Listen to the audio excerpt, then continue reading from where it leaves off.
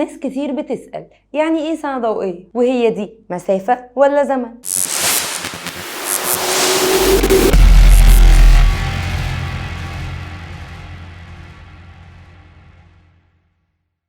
لقينا المصطلح ده بيتكرر كتير قوي في اي حاجة بتتكلم عن الفلك. بص يا سيدي، انت لما بتكلم صاحبك ويقولك قدامه 5 دقايق وهو لسه على السرير، انت بتسأله قدامك قد ايه، وبتسأله عن الوقت مش عن المسافة. ليه بقى حضرتك اهتميت بالوقت وما اهتمتش بالمسافة؟ لان ببساطة مش اللي يهمك المسافة، لان هي ممكن تكون كبيرة، انما اللي يهمك الوقت. وعشان كده علماء الفلك لقوا ان المسافات في الفضاء كبيرة جدا. لا احنا ما ينفعناش الكلام ده. طب هنعمل ايه؟ احنا ندور على وحدة قياس نقيس بيها المسافات دي، غير المتر والكيلومتر والميل والكلام الفارغ ده. فقالوا بسيطة، مش احنا عارفين ان سرعة الضوء في الفضاء ثابتة وعارفين قيمتها؟ يبقى اتحلت يا باشا، احنا ننسب كل المسافات اللي في الفضاء دي لسرعة الضوء. يعني ايه؟ صاحبك اللي قالك ان فاضل له 5 دقايق ده كان قصده 5 دقايق بالنسبة لسرعة الميكروباص اللي هو راكبه، واحنا عارفين ان هو كان على السرير. لكن لو فرضنا ان هو ما كانش لقى اصلا ميكروباص ومشي على رجله، كان قالك قدامي ربع ساعة مثلا بناء على سرعته هو. ولو هنتكلم عن رحلة للبنان مثلا بالطيارة، مش هتسأل اكيد عن المسافة بين مصر ولبنان، انما هتسأل عن مدة الرحلة، والرحلة بين مصر ولبنان حوالي ساعة. يبقى المقصود ان الساعة دي بالنسبة لسرعة الطيارة. اذا في حياتنا الطبيعية احنا مش بنهتم اصلا بالمسافات، احنا بنهتم بالوقت. ولما بنيجي نتكلم عن الوقت لازم ننسبه لسرعة شيء عشان يبقى ليه معنى. فهمت يعني ايه ننسب كل المسافات لسرعة الضوء؟ يعني ببساطة لو عايز تتكلم عن المسافة بين الأرض والمشتري، هنشوف الضوء هيقطع المسافة بين الأرض والمشتري في قد إيه، ونفترض إن الضوء هياخد 5 سنين عشان يجي من المشتري للأرض. بس يبقى من النهاردة المسافة بين الأرض والمشتري 5 سنين ضوئية.